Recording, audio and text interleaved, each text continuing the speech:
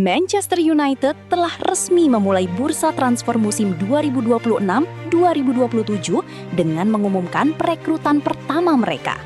Pemain yang dimaksud adalah Ederson dos Santos, seorang gelandang asal Brasil yang sebelumnya bermain untuk Atalanta di Serie A. Kehadirannya langsung memicu diskusi yang ramai di kalangan penggemar. Ada yang menyambutnya dengan penuh optimisme, sementara yang lain mempertanyakan keputusan klub. Dalam ulasan kali ini, kita akan membahas secara mendalam siapa sebenarnya Ederson, alasan dibalik pilihan Manchester United, dan apakah langkah ini bisa dianggap sebagai keputusan tepat untuk kedepannya.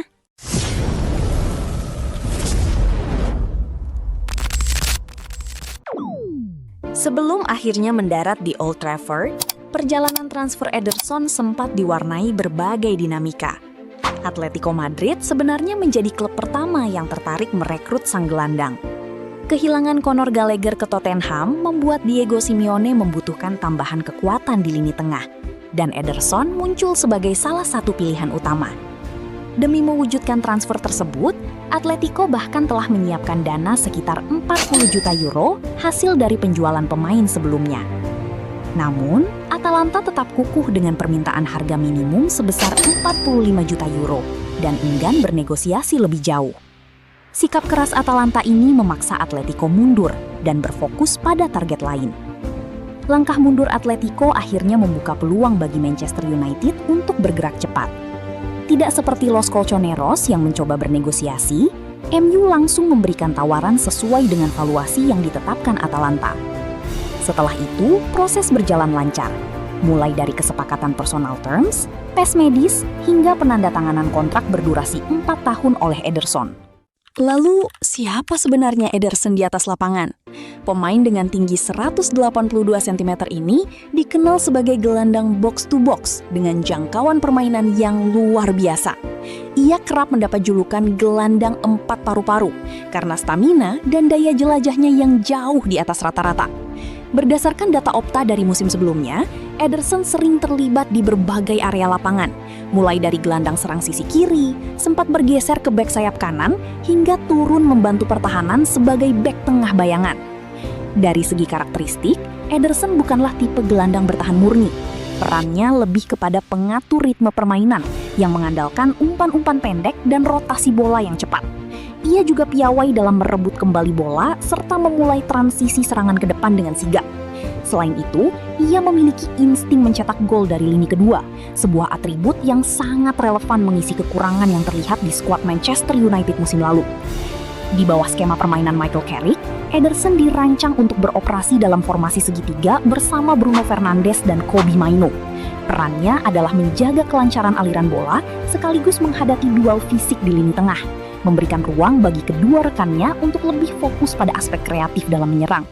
Transfer ini memang menuai perdebatan, dengan kedua kubu memiliki pandangan yang layak dipertimbangkan. Mereka yang mendukung transfer ini berargumen bahwa langkah tersebut merupakan bagian dari perencanaan strategis. Dengan kembalinya Manchester United ke Liga Champions musim depan, memperkuat kedalaman skuad dan memastikan rotasi di lini tengah menjadi sebuah keharusan. Dalam konteks nilai pasar saat ini, harga Ederson dinilai masih wajar. Apalagi ia mampu mengisi kelemahan yang telah lama terlihat, kurangnya mobilitas dan agresivitas di lini tengah MU dalam beberapa musim terakhir. Sementara itu, pihak yang skeptis terhadap transfer ini juga memiliki poin-poin yang tak kalah kuat. Pertama, sejarah pemain Serie A yang gagal tampil maksimal di Old Trafford menjadi momok tersendiri, dengan Rasmus Højlund dan Joshua Zirkzee sebagai contoh terkini. Pemain yang gemilang di Liga Italia seringkali kesulitan beradaptasi dengan ritme cepat dan fisik Premier League. Kedua, absennya Ederson dari daftar 55 pemain pilihan Carlos Ancelotti untuk timnas Brasil di Piala Dunia 2026 menimbulkan tanda tanya besar. Bagi sebagian supporter, hal ini mencerminkan bahwa kemampuannya belum sepenuhnya diakui di panggung sepak bola tertinggi. Namun, jurnalis Italia Andrea Longo memberikan sudut pandang yang menarik.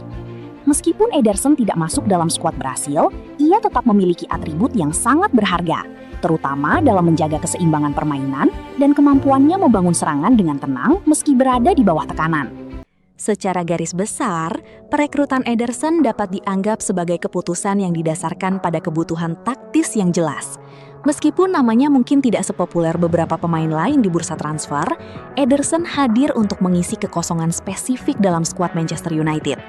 Namun, pertanyaan utama tetap, apakah ia mampu mematahkan stigma negatif tentang pemain dari Serie A yang sering gagal memenuhi ekspektasi di klub ini? Hal ini tentu menarik untuk kita amati bersama pada musim mendatang. Bagaimana menurut kalian?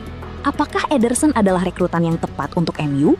Bagikan opini kalian di kolom komentar ya.